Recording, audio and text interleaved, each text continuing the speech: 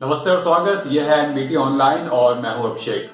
Satyapal Malik Bharatiya Janata party के नेता हैं, मेघालय के राज्यपाल हैं। 3 जनवरी को इनका एक बयान सामने आया, सुनिए। किसानों के मामले में प्रधानमंत्री से मिलने गया तो मेरी 5 मिनट में लड़ाई हो गई। तो बहुत घमंड में थे। जब मैंने उन्हें कहा हमारे 500 लोग मर गए तो कुतिया मरती है तो चिट्ठी भेजते हो, तो उसने कहा मेरे लिए मरे हैं। मैं कहा आपके लिए तो मरे थे, जो आप राजा बने हुए उनकी वजह से। इसके आगे सत्यपाल मलिक कहते हैं कि फिर उन्होंने यानी पीएम मोदी ने कहा कि अब आप अमित शाह से मिल लो। जिसके बाद मैं अमित शाह से मिला तो अमित शाह ने कहा कि सत्यपाल, इनकी अक्ल मार रखी है लोगों ने, तुम बेफिक्र रहो, तुम आते रहो, हमसे मिलते रहो।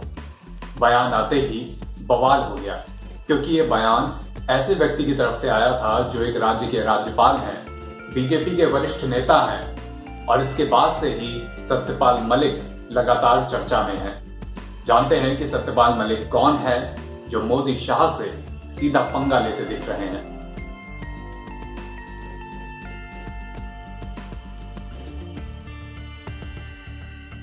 दरअसल सत्यपाल मलिक 24 जुलाई 1946 को पैदा हुए उत्तर प्रदेश के बागपत में एक जाट परिवार में।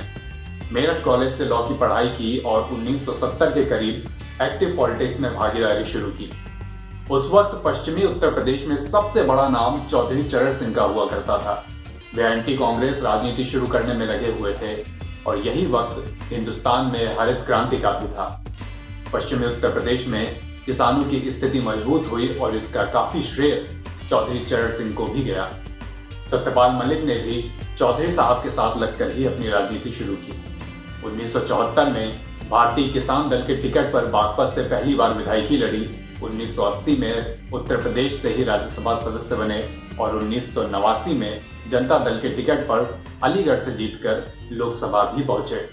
लेकिन सपा के गठन के साथ ही सत्यपाल मलिक मुलायम सिंह यादव के खेमे में आ गए और ये उनके पॉलिटिकल करियर का एक गलत दांव साबित हुआ। 1996 में वे अलीगढ़ सीट से ही सपा के टिकट पर बुरी तरह हारे, चौथे नंबर पर रहे और 50,000 वोट भी नहीं मिले। मलिक के लिए यह बहुत बड़ा सेटबैक था। अलीगढ़ की जनता ने उन्हें बुरी तरह नकार दिया था। इसके बाद करीब 2 दशक का समय सत्यपाल मलिक के पॉलिटिकल करियर में कतई असफलता वाला साबित हुआ। इस बीच वो सपा छोड़कर 2004 में बीजेपी में भी आ गए। बागपत से एक बार फिर लोकसभा चुनाव लड़ा, लेकिन इस बार भी उनके हिस्से हार आए। लेकिन उनके वेस्ट यूपी से आने और जाट होने का उनको संगठन में फायदा मिलता रहा। 2005 में उनको बीजेपी यूपी का उपाध्यक्ष बनाया गया और 2009 में बीजेपी किसान मोर्चा के नेशनल इंचार्ज बने। 2014 के लोकसभा चुनाव से 2 साल पहले सत्यपाल मलिक को बड़ी जिम्मेदारी मिली। उन्हें बीजेपी का राष्ट्रीय उपाध्यक्ष बनाया गया। 2014 में बीजेपी की पूर्ण बहुमत वाली सरकार बनी। सत्यपाल मलिक सक्रिय राजनीति से तब तक दूर हो चुके थे, लेकिन संगठन से जुड़े कामों में अभी भी एक्टिव थे। इस नाते अक्टूबर 2017 में उन्हें बिहार का राज्यपाल बनाया गया। नेशनल लेवल पर सत्यपाल मलिक का नाम सबसे ज्यादा सुर्खियों में आया अगस्त 2018 में, जब उन्हें जम्मू कश्मीर का राज्यपाल बनाया गया। 80 के दशक के बाद ये पहला मौका था जब जम्मू कश्मीर के राज्यपाल की कुर्सी पर कोई राजनेता बैठा था, वरना इतने लंबे समय तक ब्यूरोक्रेट्स ही जम्मू कश्मीर के राज्यपाल बनते रहे थे। अक्टूबर 2019 तक वे इस पद पर रहे। उन्हें राज्यपाल रहते ही राज्य से अनुच्छेद 370 हटाने जैसा बड़ा कदम उठाया गया।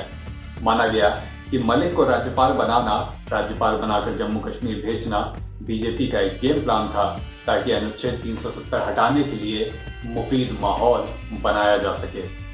इसके बाद 2020 में मलिक गोवा के राज्यपाल बने, 2021 में मेघालय के राज्यपाल, और अभी भी इसी पद पर हैं। लेकिन मलिक के तेवरों में बदलाव आना शुरू हुआ किसान आंदोलन के साथ। वे पश्चिमी यूपी की बेल्ट से आते हैं, जाट परिवार से आते हैं। इस नाते उन्होंने शुरू से ही किसानों के पक्ष में बात रखते हुए केंद्र सरकार का थोड़ा थोड़ा विरोध शुरू कर दिया था।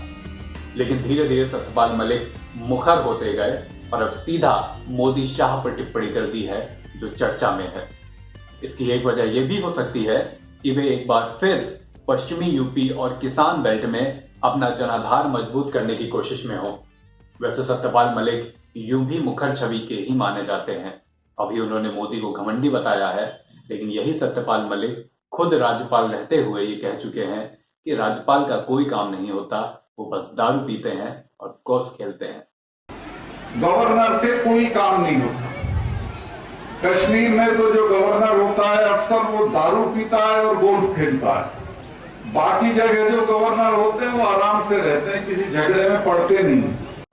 ये थी सत्यपाल मलिक की बात। और भी खबरें और भी किस्से आप तक पहुंचाते रहेंगे। जुड़े रहिए एनबीटी डिजिटल के साथ। शुक्रिया।